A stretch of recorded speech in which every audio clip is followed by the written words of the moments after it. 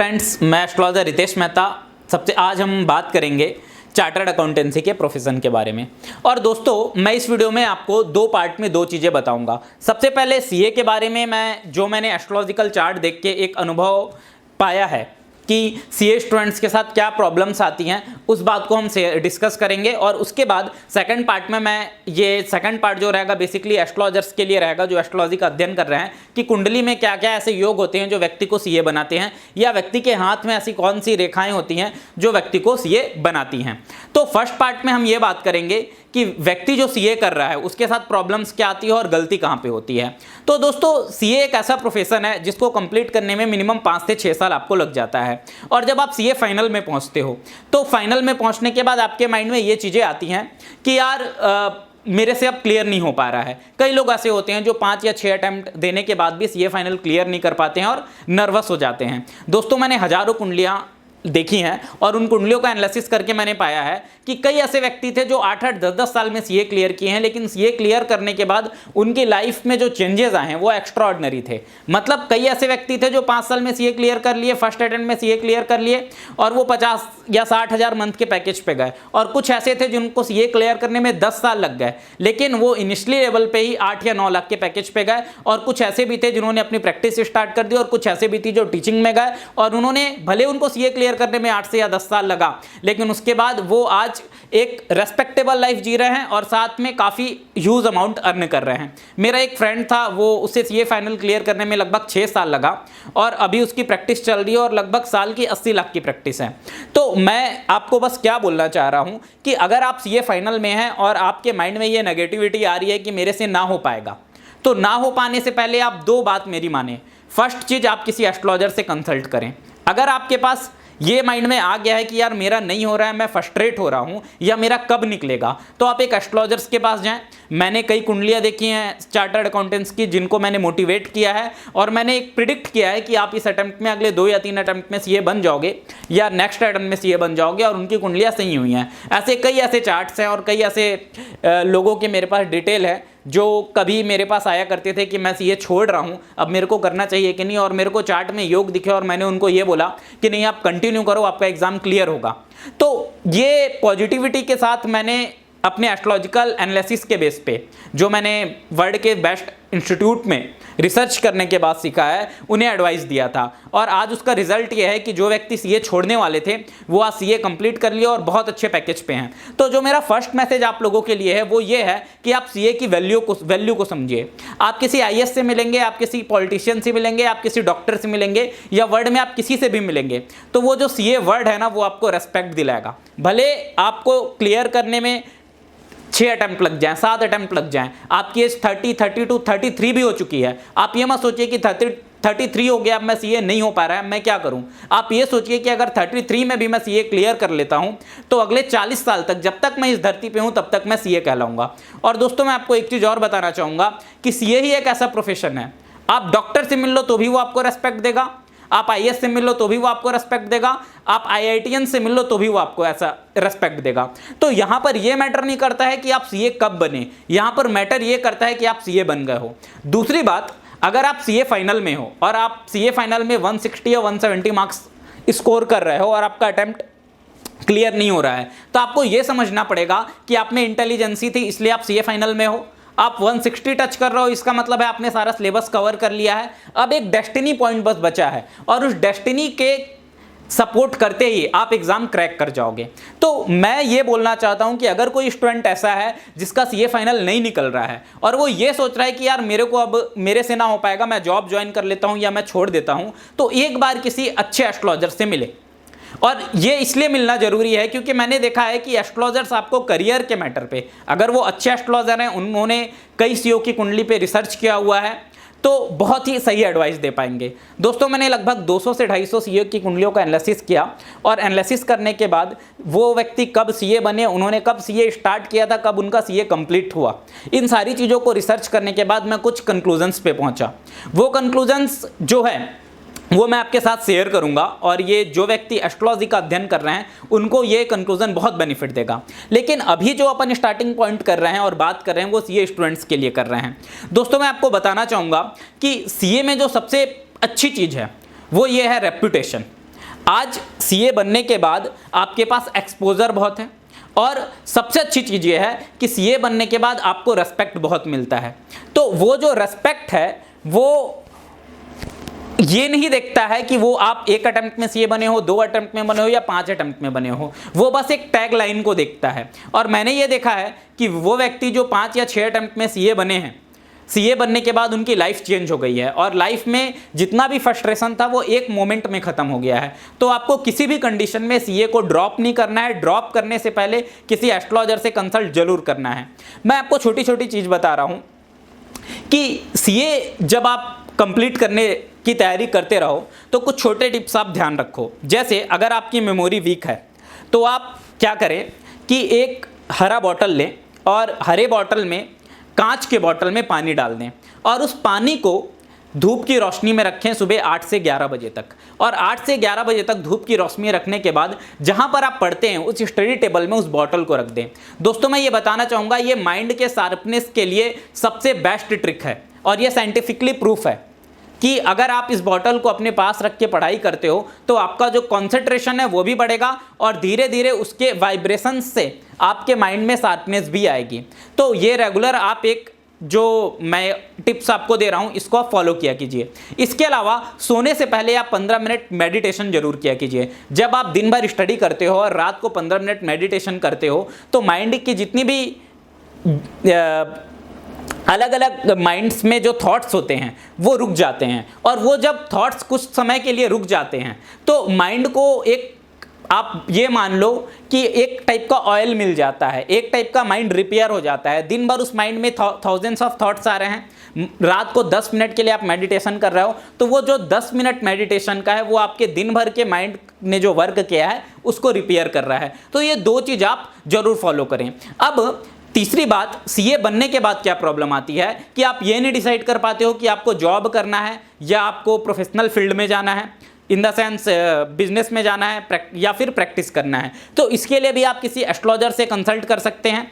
अगर पर्सनली मैं बोलूं तो एस्ट्रोलॉजर्स तो आपको हेल्प करेंगे ही, इसके अलावा ये चीज़ें भी बहुत ज़्यादा मैटर करती हैं कि आपकी इंटर्नशिप कैसी है। अगर आपने इंटर्नशिप किसी लिस्टेड कंपनी में की है, आपको एसएपी का नॉलेज है तो आप बिग 4 में ट्राई कर सकते हैं, आप लिस्टेड कंपनी में ट्राई कर सकते हैं, वहाँ से आपको और अच्छा एक्सपोजर मिल जाएगा। बिकॉज आज जितनी भी मल्टीनेशनल कंपनियाँ हैं, टाटा हो, बिरला हो या फिर टॉप 20 कंपनियां हैं, उस हर कंपनियों में एसएपी यूज़ हो रहा है। तो अगर आपकी इंटर्नशिप ऐसी थी कि आपको एसएपी आता है तो आप तुरंत 8 या 10 लाख के पैकेज पे शिफ्ट हो जाते हो। बट अगर आपको लिस्टेड कंपनी का एक्सप्लोजर इंटर्नशिप में नहीं मिला है, आपको एसएपी नहीं आ रहा है, तो आपका एक्सेल स्ट्रांग नहीं है, तो आप किसी बिग 4 या बिग 20 में ट्राई कर सकते हो। आप वहाँ 1-2 साल काम करके एक एक्सपोजर गेन कर सकते हैं और उसके बाद कॉर्पोरेट में शिफ्ट हो सकते हैं। आपको कॉर्पोरेट में शिफ्ट होना है या फिर आपको प्रैक्टिस करनी है, इस चीज़ के लिए आपको एक एस्ट्रोलॉजर बहुत अच्छा हेल्प कर सकता है। तो अभी तक का जो पार्ट था ये किसके लिए था? ये स्टूडेंट्स के लिए था जो सीए कर रहे हैं। अब जो पार्ट है वो है आपकी कुंडली में सीए बनने का योग है या नहीं, ये कुंडली देख के कैसे पता चलेगा। तो दोस्तों जो आपकी कुंडली होगी उसमें जो सबसे इंपॉर्टेंट पार्ट है एक सीए की कुंडली में, वो 2 प्लैनेट रोल प्ले करते हैं, एक बुध और दूसरे गुरुदेव। बुध भगवान का क्या रोल है? बुध भगवान माइंड को शार्पनेस देते हैं और सीए का सिलेबस इतना ज़्यादा वाट्स है कि आपका माइंड अगर शार्प है तभी आप चीज़ों को रिटेन कर पाओगे। और माइंड शार्प करने के लिए पहला चीज कुंडली में योग होने, अगर कुंडली में योग है तो बहुत अच्छा है, तब तो भगवान की कृपा से ही आपका माइंड शार्प रहेगा। आपके हाथ में ये वाला जो आप पोर्शन देख रहे हैं लिटिल फिंगर से नीचे का, इसको अपन मरकरी का माउंट बोलते हैं। अगर ये माउंट उभरा हुआ है इसका मतलब ये है कि आप ऑलरेडी शार्प हैं, आप जो पढ़ते हैं वो आपको रिटेन हो जाता है। और अगर आपका माइंड शार्प नहीं है तो आप मेडिटेशन के माध्यम से भी इसको शार्प कर सकते हैं। तो एस्ट्रोलॉजी के हिसाब से जो पहला प्लैनेट जो सीए के लिए सबसे ज़्यादा इंपॉर्टेंट है वह है मरकरी, और दूसरा प्लैनेट जो सबसे ज़्यादा इंपॉर्टेंट है वो है गुरु। गुरुदेव इसलिए इंपॉर्टेंट है क्योंकि वो धन के भी कारक हैं और शिक्षा के भी कारक हैं। तो अगर आपको सीए जैसा एजुकेशन कंप्लीट करना है तो आपकी कुंडली में गुरुदेव और बुधदेव का स्ट्रांग होना जरूरी है। गुरुदेव को हाथ में अपन इस पोर्शन से दिखते हैं, ये जो पोर्शन है ये गुरु पर्वत का होता है। अगर ये पर्वत उभरा हुआ है और इस पे अच्छे साइंस हैं तो व्यक्ति का गुरु अच्छा होता है। अगर आप कुंडली का एनालिसिस करने जाएंगे तो सबसे पहले आपको गुरुदेव और बुधदेव की स्थिति देखनी है। सडबल में अगर ये बलवान है, अब मैं जिस टॉपिक पे बात कर रहा हूं वो मैं स्टूडेंट्स के पर्पस से एस्ट्रोलॉजी के स्टूडेंट्स के पर्पस से कर रहा हूं। अगर सडबल में गुरुदेव बलवान है, बुधदेव बलवान है, और वर्गोत्तम बैठे हुए हैं कुंडली में, गुरुदेव उच्च के बैठे हुए हैं, गुरुदेव अपनी कुंडली में जो नवमांस है पुष्कर नवमांस में बैठे हुए हैं, बुधदेव उच्च के बैठे हुए हैं, पुष्कर नवमांस में बैठे हुए हैं, वर्गोत्तम बैठे हुए हैं, स्वराशि में बैठे हुए हैं, षडबल में बहुत बलवान है, तो गुरु और बुधदेव अच्छे माने जाएंगे। तो सबसे पहले जो दो प्लैनेट अपने को चाहिए वो गुरुदेव और बुधदेव चाहिए। अब प्लैनेट के बाद अपन बात करते हैं कुंडली के भावों की। अगर कुंडली के 12 भाव की बात करें तो 12 भावों में जो दूसरा भाव है वो धन का भाव है, छठवां भाव आपके कंपटीशन एग्जाम का भाव है, और छठवां भाव सर्विस का भाव है, 11वां भाव इनकम का भाव है और इच्छा पूर्ति का भाव है, और 5वां भाव एजुकेशन का भाव है। तो कहीं ना कहीं 2, 6, 5 और 11 इन चारों का आपस में संबंध होना चाहिए। मतलब दूसरे भाव के स्वामी का 11वें भाव के स्वामी का और पंचम भाव के स्वामी का परस्पर संबंध होना चाहिए। पंचम भाव एजुकेशन का है, उसका 11वें भाव से संबंध बना मतलब एजुकेशन से आए। पंचम भाव के स्वामी का सेकंड हाउस से संबंध बना मतलब एजुकेशन से धन। तो पंचम भाव का संबंध द्वितीय और 11वें भाव से होना जरूरी है। और अगर आप टैक्स के फील्ड में एक्सपर्ट बनना चाहते हो, प्रैक्टिस करना चाहते हो, तो 12th हाउस का स्ट्रांग होना जरूरी है, क्योंकि 12th हाउस टैक्स का भाव है। टैक्स के प्लैनेट सैटर्न और मार्स हैं। सैटर्न और मार्स का पोजीशन अच्छा होना चाहिए, क्योंकि 12th हाउस तो आपको टैक्स के क्षेत्र में ले ही जाएगा। साथ में सैटर्न और मार्स जो हैं वो आपको टैक्स से रिलेटेड इनकम भी प्रोवाइड करेंगे। इसके अलावा एक सीए की कुंडली में कहीं ना कहीं गुरु का 5th हाउस से अगर संबंध बन रहा है तो एक अच्छे एडवाइजर आप बनते हो। 5th हाउस जो है वो एडवाइजर का है, और सीए का काम एडवाइस करना भी है। तो अगर सीए बनने के बाद आपको अपने क्लाइंट को एडवाइस करना है तो 5th हाउस से गुरु का संबंध बनना भी जरूरी है। तो ये दो प्लैनेट हुए, गुरु और बुध। हाउस कौन कौन से हुए? Second house, 6th house, 11th house. 12th house अगर इनकम टैक्स में इनकम गेन करना है तो। एक इंपॉर्टेंट हाउस और है 10th हाउस।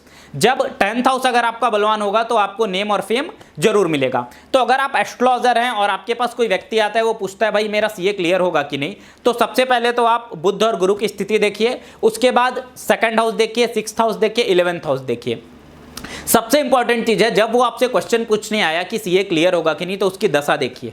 अगर उसकी दशा ऐसी चल रही थी जिसका संबंध 11th हाउस से है, 10th हाउस से है या 6th हाउस से है, तो 100% वो कंपटीशन में सक्सेस पाएगा।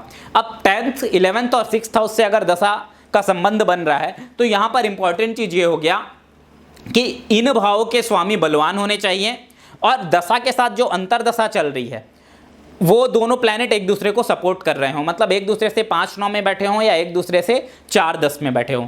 तो आप इस चीज़ को समझिए। अगर आपके पास कोई व्यक्ति आता है और पूछता है कि मेरा सीए होगा कि नहीं, तो आपको जो फर्स्ट चीज़ देखनी है उसकी दशा देखनी है। अगर फेवरेबल दशा चल रही है, दशा का संबंध 10वें भाव 11वें भाव से बन रहा है, दशा का संबंध पंचम भाव से बन रहा है, ठीक है, दशा और अंतर दशा का, तो आप उसको अच्छा एडवाइस दे सकते हैं। इसके अलावा जब वो उसके एग्जाम का रिजल्ट आएगा तो उस समय आप जुपिटर का ट्रांजिट देखिए। जुपिटर का ट्रांजिट कहाँ है? अगर जुपिटर के ट्रांजिट में जुपिटर 5th हाउस पे दृष्टि डाल रहा है तो उसका एजुकेशन पूरा हो सकता है। 9th हाउस में दृष्टि डाल रहा है तो उसका एजुकेशन पूरा हो सकता है। शनि और गुरु का अगर डबल ट्रांजिट हो रहा है और डबल ट्रांजिट इंपैक्ट अगर पड़ रहा है 5th या 9th हाउस पे, तो भी उसका एजुकेशन पूरा हो सकता है। एक इंपॉर्टेंट पॉइंट मैं आपको बता रहा हूँ, के.एन. राव साहब का टिप्स है। के.एन. राव साहब जो वर्ल्ड के सबसे बड़े एस्ट्रोलॉजर्स माने जाते हैं, और सीए स्टूडेंट्स को मैं बताना चाहूँगा, वो डायरेक्टर एंड ऑडिटर जनरल के पोस्ट से रिटायर्ड हुए थे। उन्होंने एक कॉन्सेप्ट बताया था, जब भी गोचर में शनि और गुरु एक साथ दशमेश को देखें, मतलब आपके जो 10वें भाव का स्वामी है वो उसको गोचर में शनि और गुरु एक साथ देखें तो प्रोफेशनल ग्रोथ मिलता है। तो ये पॉइंट्स भी आप ध्यान में रख सकते हैं। बेसिकली जब सीए का रिजल्ट आएगा उस बंदे का और जब वो सीए क्लियर करेगा तो उसकी दशा फेवरेबल रहेगी। 5th हाउस से कहीं ना कहीं गुरुदेव या शनिदेव का 5th या 9th हाउस से संबंध बनेगा, और चंद्रमा का गोचर 1, 5 या 9वें भाव में दिखेगा। लग्न भाव में दिख सकता है, पंचम भाव एजुकेशन में दिख सकता है, 9th भाव हायर एजुकेशन में दिख सकता है। चंद्रमा या तो 1, 5, 9 भाव में गोचर करेगा या पहले भाव, 5वें भाव और 9वें भाव के स्वामी के ऊपर से गोचर करेगा। इसके अलावा उनका जब रिजल्ट आएगा पास का, तो आप गुरु को देख सकते हैं कि गुरु भी पहले लग्नेश, पंचमेश या नौमेश के ऊपर से गोचर कर सकता है या इन पे दृष्टि डाल सकता है। और ठीक इसी प्रकार शनि भगवान का संबंध भी कहीं ना कहीं पंचमेश से बन सकता है, क्योंकि पंचमेश एजुकेशन का कारक है। तो ये सारी चीज देख के आप प्रिडिक्ट कर सकते हो कि वो बंदा कब सीए बनेगा या कितने अटेम्प्ट के बाद सीए बनेगा। इसके अलावा आप अष्टावक्र के पॉइंट्स देख सकते हो। एक सीए अपने लाइफ में बहुत सारा पैसा कमाता है, तो आपकी उसकी कुंडली में धन योग होना बहुत जरूरी है। आप उसके 11th हाउस में अष्टावक्र के पॉइंट जरूर देखें। अगर 11th हाउस में 30 से ज़्यादा पॉइंट है, धन भाव में 30 से ज़्यादा पॉइंट्स हैं और 6वें भाव में भी 30 से ज़्यादा पॉइंट्स हैं। 11th भाव में अगर 30 से ज़्यादा पॉइंट हैं तो उसकी इच्छाएं पूरी होंगी। सेकंड हाउस में 30 से ज़्यादा पॉइंट है तो वो धनी रहेगा, और 6वें भाव में 30 से ज़्यादा पॉइंट्स है तो वो सर्विस के क्षेत्र में कार्य करेगा, और सीए भी एक सर्विस प्रोवाइडर है। तो आप अष्टावक्र का एनालिसिस भी जरूर करें उसकी कुंडली का, अगर आपको ये प्रेडिक्ट करना है कि वो सीए बनेगा या नहीं बनेगा। और कब बनेगा ये देखने के लिए तो आपको 100% अष्टावक्र एक हिंट देगा। जब गुरु का ट्रांजिट ऐसे भाव से होता रहेगा जिसमें अष्टावक्र में 30 से ज़्यादा पॉइंट्स हैं तो 100% ग्रोथ मिलेगा। दोस्तों, आपको एक चीज़ समझना चाहिए कि किसी भी सीए एक बहुत बड़ा डिज़ायर है, और डिज़ायर को पूरा करने के लिए 11th हाउस का रोल जरूरी है। तो जब भी 11th हाउस का संबंध महादशापति अंतरदशानाथ से बनेगा, या 11th हाउस का स्वामी महादशानाथ या अंतरदशानाथ के ऊपर से गोचर करेगा, या 11th हाउस में गोचर करेगा, या महादशानाथ या अंतरदशानाथ 11th हाउस के ऊपर से गोचर करेगा, तो व्यक्ति सीए का एग्जाम उस समय क्लियर कर सकता है। तो ये सारी चीज़ आपको क्लियर पॉइंट नोट करना जरूरी है। चंद्र के बेस पे प्रिडिक्शन हो सकता है। जिस दिन सीए का रिजल्ट आता है, 17 जुलाई या 18 जुलाई को रिजल्ट आता है, उस दिन उस व्यक्ति की कुंडली के 9वें हाउस में आप नॉर्मली देखेंगे कि चंद्र का गोचर होगा या 5वें हाउस में गोचर होगा, और 9वें 5वें में नहीं हुआ तो इनके स्वामियों के ऊपर होगा। तो ये जो छोटे छोटे टिप्स मैंने दिए हैं, ये आप देख के एक प्रिडिक्ट कर सकते हो कि वो बंदा सीए फाइनल क्लियर करेगा कि नहीं। इंपॉर्टेंट चीज क्या है, देखिए ज्योतिष में 2 चीजें हैं, सीए बनने का योग है कि नहीं। तो अगर वो सीए फाइनल में है तो 100% है, उसकी कुंडली में योग था तभी वो सीए फाइनल में आया। अब वो कब बनेगा ये देखने के लिए आप गोचर से और जो मैंने छोटी छोटी टेक्निक्स बताई हैं उन टेक्निक्स को यूज करके आप ये सीए उसकी कुंडली का एनालिसिस करके आप प्रिडिक्ट कर सकते हैं। तो ये एक मेरा पोर्शन था। एक पोर्शन मैं आपको बताना चाहूँगा सीए स्टूडेंट्स के लिए कि जब आप सीए बनने के बाद करियर डिसाइड कर रहे हैं तो बहुत सोच समझ के डिसाइड करें, किसी एस्ट्रोलॉजर से संपर्क जरूर करें। अंतिम चीज़ मैं आपको बोलना चाह रहा हूँ कि आप अपने इष्ट का रोज ध्यान करें, 5 मिनट इष्ट को जरूर दें। जिस भी भगवान को आप मानते हैं उस भगवान को 5 मिनट टाइम जरूर दें। और इष्ट कौन होते हैं? जब आपको जीवन में दर्द हो और दुख हो उस समय जिन भगवान को आप याद करते हो। सपोज आप हॉस्पिटल गए, इंजेक्शन लग रहा है और आपको अंदर से माँ दुर्गा याद आ रही हैं, तो वो आपके इष्ट हुए। अब उनको आप जरूर पकड़ लें और 5 मिनट उनकी पूजा जरूर करें और उनसे प्रे करें कि माँ मेरे को हेल्प करो। ये आपको बहुत हेल्प करेगा। और एक अच्छा टिप्स, अगर आपका एजुकेशन में प्रॉब्लम आ रहा है तो आप गरीब बच्चों को एजुकेशन से संबंधित सामग्री देना स्टार्ट कर दो। आप पेन दे दो, पेंसिल दे दो, आपके एजुकेशन में 100% जो प्रॉब्लम्स आ रही हैं वो खत्म हो जाएंगी। तो दोस्तों ये एक मेरा छोटा सा एनालिसिस था सीए स्टूडेंट्स के ऊपर, और मेरा एकदम रिक्वेस्ट है कि आप सीए फाइनल ड्रॉप करने से पहले किसी एस्ट्रोलॉजर से कंसल्ट करें। ऐसे एस्ट्रोलॉजर से कंसल्ट करें जिसको सीए फील्ड के बारे में लगभग सारी चीज़ें मालूम हो और जिसने सीए की कुंडलियों पे रिसर्च किया हो। एक और चीज़ मैं आपको बताना चाह रहा हूँ एंड में जाने से पहले, एक कुंडली मैं यहाँ पर आपके सामने रख रहा हूँ। ये कुंडली जो है ये एक ऐसे बंदे की है जिसने सीए फाइनल तक हर एक चीज़ फर्स्ट अटेम्प्ट में क्लियर की है, और सीए फाइनल फर्स्ट अटेम्प्ट में इसने 5 महीने में क्लियर किया। ये बंदा जो है ये इसका नाम सीए योगेश रावल है, और इसने बहुत सारी लिस्टेड कंपनियों को ऑडिट किया हुआ है। आदित्य बिरला ग्रुप की ऑडिट की हुई है, और इसने इस सैप में भी काफ़ी स्ट्रांग है। बहुत सारी मल्टीनेशनल कंपनी को ऑडिट किया है। बस प्लस पॉइंट क्या था कि इसकी कुंडली में ये बंदा फर्स्ट अटेम्प्ट में इसने सीए क्लियर किया। क्या था इसकी कुंडली में ये पॉइंट्स मैं एस्ट्रोलॉजर्स के लिए बता रहा हूँ। इसकी कुंडली में आप जो देखेंगे 5th हाउस का जो लॉर्ड है मंगल, वो लग्न में बैठा हुआ है, पहला चीज। और वृश्चिक लग्न है, धनु लग्न है, 5th लॉर्ड लग्न में बैठ गया। सीए जब इसने क्लियर किया तो इसकी शुक्र की दशा चल रही थी। अब देखिए जो मैंने आपको पॉइंट्स बताया, शुक्र जो था वो 11th हाउस का लॉर्ड था और 6th हाउस का लॉर्ड था। मैंने आपको बोला सीए क्लियर करने के लिए 11th हाउस का सपोर्ट चाहिए, क्योंकि 11th हाउस इच्छा पूर्ति का हाउस है, और 11th लॉर्ड की दशा चल रही थी और अंतरदशा मंगल भगवान की चल रही थी। तो जब आप मंगल भगवान और शुक्र भगवान का पोजिशन देखेंगे तो शुक्र भगवान 9वें भाव में है, हायर एजुकेशन के भाव में। मंगल भगवान जो बैठे हैं वो लग्न में बैठे हैं। तो जब इसका रिजल्ट आया इनका सीए का, तो शुक्र की महादशा और मंगल की अंतरदशा चल रही थी। शुक्र की महादशा और अंतरदशा मंगल की चल रही थी, और उसी समय रिजल्ट आया। अब देखिए शुक्र और मंगल लग्न कुंडली में 9 पंचम में बैठे हैं। तो 9 पंचम में एक ये हिंट कर रहे हैं कि इस दशा में इनका एजुकेशन पूरा हो सकता है। 9वां भाव हायर एजुकेशन का है, पंचम भाव का स्वामी मंगल भी है, और शुक्र से पंचम भाव में बैठा हुआ है। फिर 11th हाउस जो है उसका स्वामी शुक्र है। 6th हाउस जो कंपटीशन एग्जाम होता है उसके स्वामी भी शुक्र हैं। तो ये सारी चीज़ें हिंट कर रही हैं कि ये बंदा एग्जाम शुक्र और मंगल में करेगा। उसके अलावा इसकी कुंडली, इनकी कुंडली में बहुत अच्छे अच्छे योग हैं। आप बुध आदित्य योग देखेंगे, बुध जो है अष्टम भाव में बैठे हुए हैं, लेकिन अष्टम भाव में बलवान बुध होने के कारण आप सडबल में बुध की पोजीशन जब देखेंगे तो बहुत स्ट्रांग है। ये इनके माइंड बहुत शार्प है। और गुरु लग्नेश हैं, लग्नेश होने के कारण गुरु जब आप सडबल में जाएंगे और नवमांश और में गुरु भगवान का पोजीशन देखेंगे तो बहुत ज़्यादा स्ट्रांग है। और गुरु और बुध भगवान दोनों ही उनके बहुत ही अच्छे प्लैनेट हैं। गुरु इनको नॉलेज दे रहा है, बुध इनको शार्पनेस दे रहा है, दोनों मिल रहे हैं। और जो दशा आ रही है वो मंगल और शुक्र की महादशा और मंगल की अंतरदशा में ये अपना एजुकेशन पूरा कर रहे हैं। बेसिकली ये चार्ट तो मैंने बस जस्ट आपको समझाने के लिए लिया है। आपको अपने लेवल पे ही रिसर्च करना पड़ेगा और जब तक आप 100 से 200 सीए का चार्ट नहीं देखेंगे तब तक आप कुछ सही प्रिडिक्ट नहीं कर पाएंगे कि वो बंदा सीए बनेगा ही कि नहीं, क्योंकि उसके एनालिसिस के बिना सही प्रिडिक्शन करना पॉसिबल नहीं है। तो एस्ट्रोलॉजिकल स्टूडेंट्स को तो मेरा यही एडवाइस है कि मैंने जो आपको योग बताए उनको ध्यान रखें और 100 या 200 सीए की कुंडली कलेक्ट करें और उस पर रिसर्च करें कि कब वो सीए करने गए, कब उन्होंने एग्ज़ाम दिया और कब वो एग्ज़ाम क्लियर किए। जब आप इन चीज़ों को एनालिसिस करेंगे तो आप देखेंगे कि उनकी कुंडली में क्या प्रॉमिस था, जब क्लियर किए तब महादशा और अंतरदशा क्या चल रही थी। तो धन्यवाद दोस्तों, ये मेरा एक छोटा सा एनालिसिस था सीए की कुंडली के ऊपर। और आप प्लीज़ मेरे वीडियो को शेयर करें, सीए स्टूडेंट्स को ज़्यादा से ज़्यादा शेयर करें ताकि उनको बेनिफिट मिले और मेरे चैनल को सब्सक्राइब करें। धन्यवाद।